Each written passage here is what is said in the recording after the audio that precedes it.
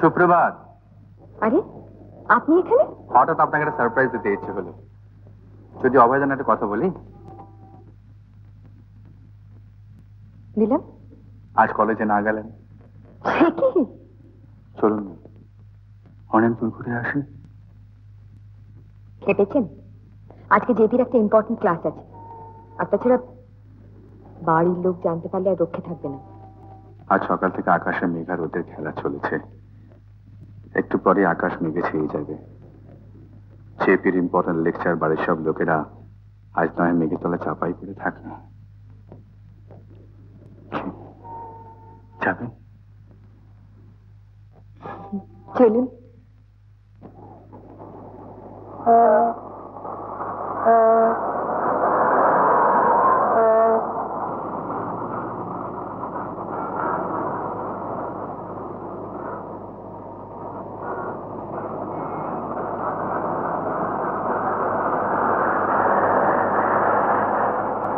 দেখুন দেখুন সুন্দর একটা মেট্রো রাস্তা চলে গেছে একেবারে গ্রামের মধ্যে। চলুন নেমে পড়ি। সে কি এত আগে তাহলে পুরো ভাড়াটা দিলেন কেন? क्या खुश। कंडक्टर रोक के भाई, एकदम रोक के जाना है।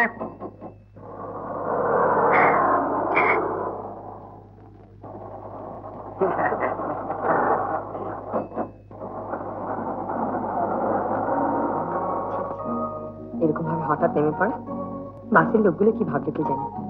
কি আবার ভাববে? অনেক উপন্যাস, প্রেমের গল্প।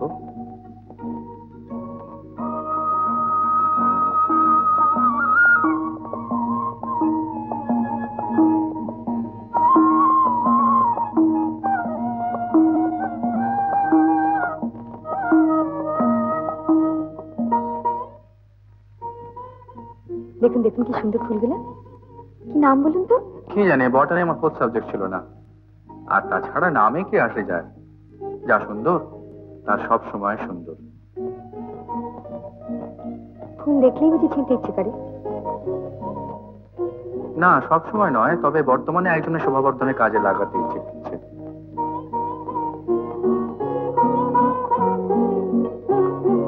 বাহ, সুন্দর দেখাচ্ছে।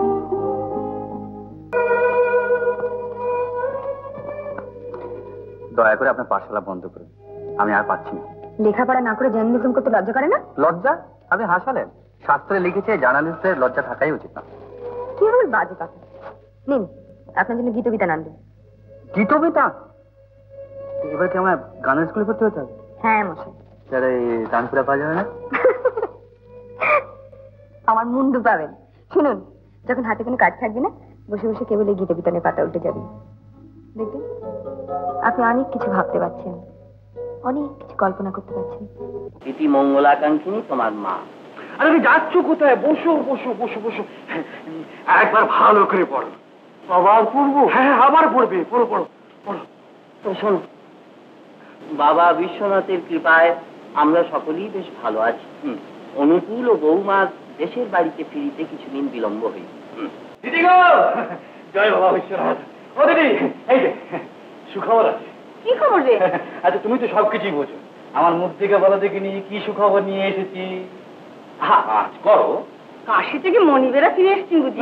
মিললো না মিললো না। তাহলে তো মাইনে বেড়েছে। তবে বাবু আসছেন গো। এই দেখো কাশি থেকে মা চিঠি লিখেছে। আচ্ছা তুমি তো পড়তেও পারো না। শোনো, মা লিখেছেন খবরটা গোপন রাখতে, বুঝতে পারলে? কাউকে বলবে না কিন্তু। হ্যাঁ খবরদার কাউকে বলবে না।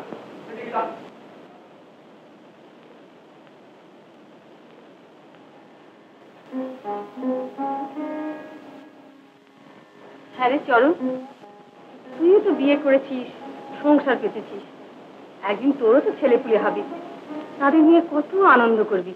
এসব কথা কখনো ভেবে দেখেছিস? হ্যাঁ না, ভাবেনি তো। ভাবো ভাবো। দাও।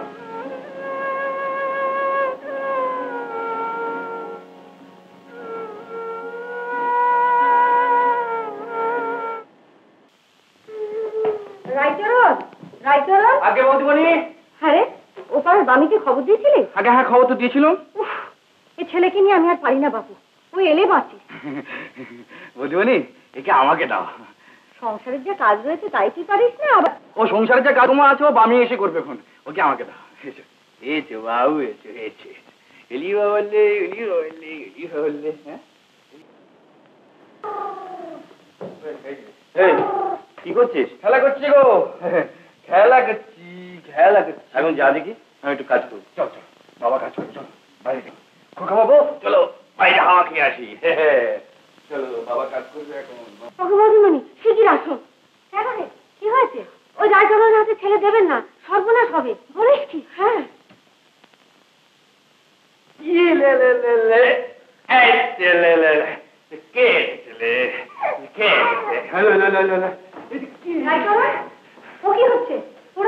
কিচ্ছু হবে না বৌদিমণি, কিচ্ছু হবে না, কোনো ভয় নেই।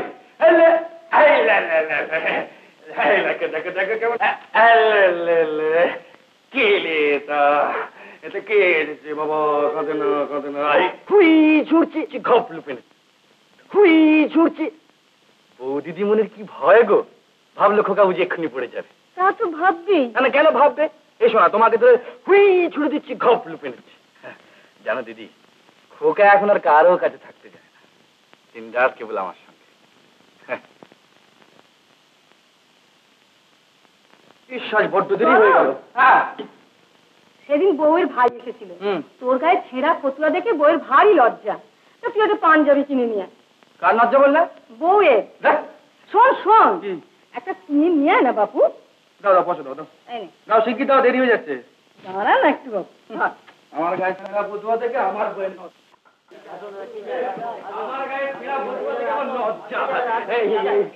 এই যে গো, তোমাদের দোকানে পাঞ্জাবি আছে নাকি? আছে, তুই দেখি দাও, দাও দাও, শিখি দাও, শিখি দাও।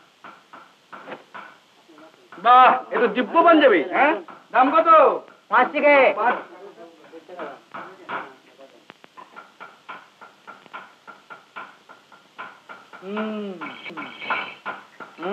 না এইটা বড়।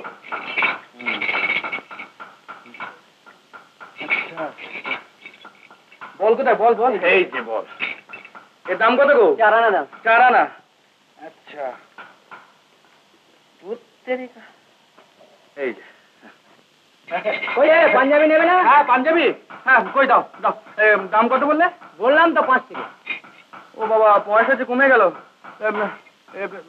এটার দাম কত? এটার দাম? এটা 12 আনা। 12 আনা, তাও এটাই দাও, দাও ফতুয়াটাই দাও। এই নাও পয়সা। আরে দূর বাবার ভাঁজ করতে হবে না, দাও। এসো এসো মিনার, এসো। শুনলাম অনেকক্ষণ তুমি এসেছো, বসো বসো বসো। তোমাকে দেখলে ভারী তৃপ্তি পাই।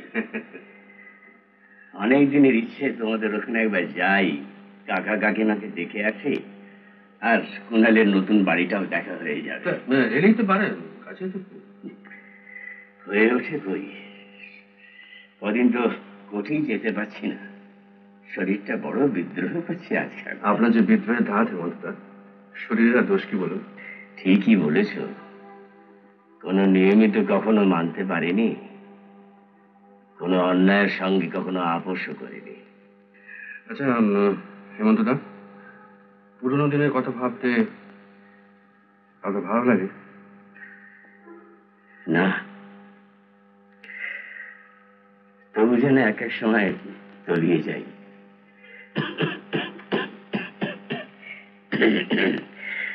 আচ্ছা মৃণাল, তোমাদের তো এখন আর বিদ্রোহের বিপ্লবের দরকার নেই না?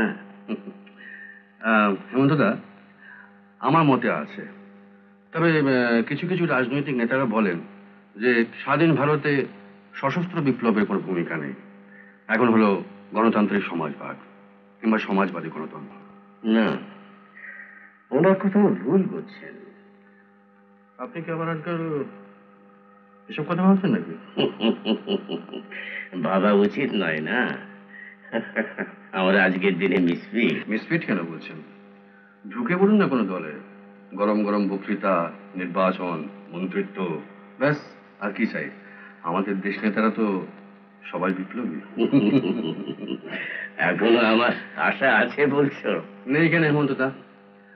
মালিকের টাকায় আপনার ইলেকশনের খরচ চলবে, আর শ্রমিকের ভোটে আপনি ইলেকশনে জিতবেন। রাশিয়ার সম্বন্ধে বলবেন শোষিত নিপীড়িত জনগণের স্বর্গ, আর আমেরিকার সম্বন্ধে বলবেন গণতন্ত্র সফল রূপায়ণের তীর্থক্ষেত্র। ব্যাস এইটাই দেখবেন লোকে আপনাকে মাথায় তুলে নাচছে। তুমি কি আমাকে হাসাতে চাইছো মৃণাল? দাদা, জীবনের সেরা সময়টুকু নির্জন সেলের মধ্যে কাটিয়েছেন, ফাঁসির দড়িতে ঝুলতে ঝুলতে বেঁচে গিয়েছেন। আমি কি আপনাকে হাসাতে পারবো? কতক্ষণ এসেছো? এই তো কিছুক্ষণ, প্রায় ঘন্টা দুয়েক হবে। কিছু বলবি? কিছু বলার ছিল। এর আগেও আমি বার দুয়েক এসে ঘুরে গেছি। জানি, কিন্তু আজকাল এই আমার শো ফাংশন নিয়ে এত ব্যস্ত না। আজকাল প্রায়শই তোমার নাম দেখছি খবরে কাগজে, খুব ভালো লাগে।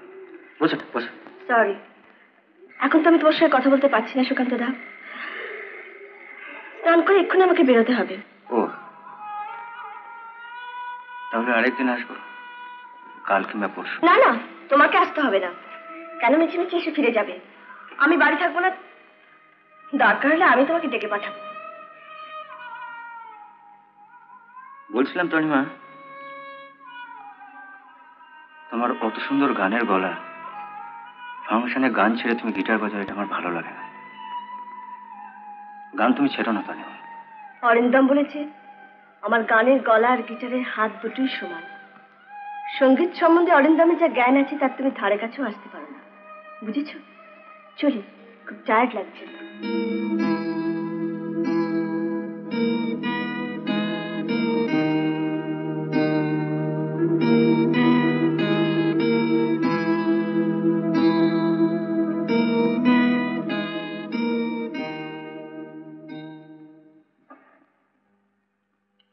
আরে সুকান্ত, এসো এসো, ভেতরে এসো, বসো।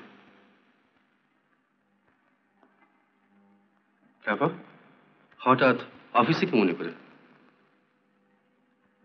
আজ আপনাদের বাড়ি গিয়েছিলাম দাদা। তাই নাকি? কতক্ষণ ছিলে? ঘন্টা দুয়েক। চাটা খেয়েছো তো? চা, টোস্ট, অমলেট, কলা, আপেল, নানা রকম মিষ্টি। কিন্তু দাদা, ওই বৈঠকখানা বাড়িতে সবাই মিলে যখন তেলে ভাজা মুড়ি দিয়ে চা খেতাম, সেটা ছিল অনেক বেশি আনন্দে। আজ খেয়েছি অনেক ভালো ভালো জিনিস, তেমন তৃপ্তি পায়নি।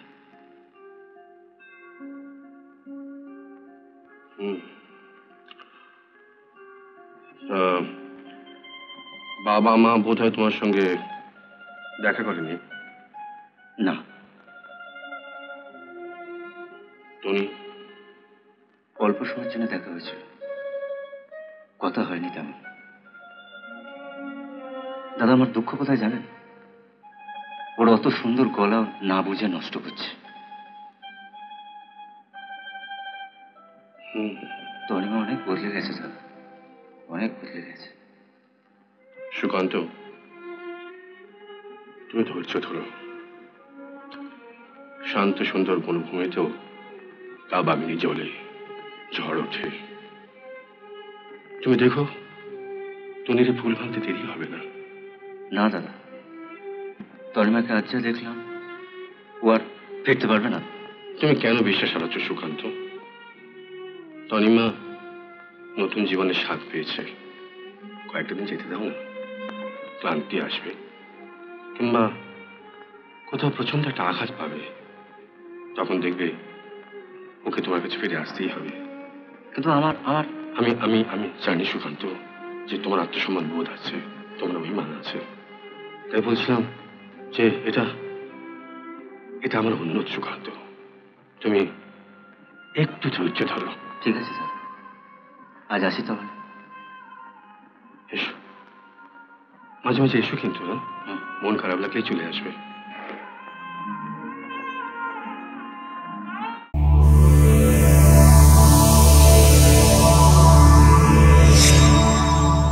উত্তম কুমারের সেরা সিনেমা দেখতে হলে ডাউনলোড করুন ক্লিক অ্যাপ।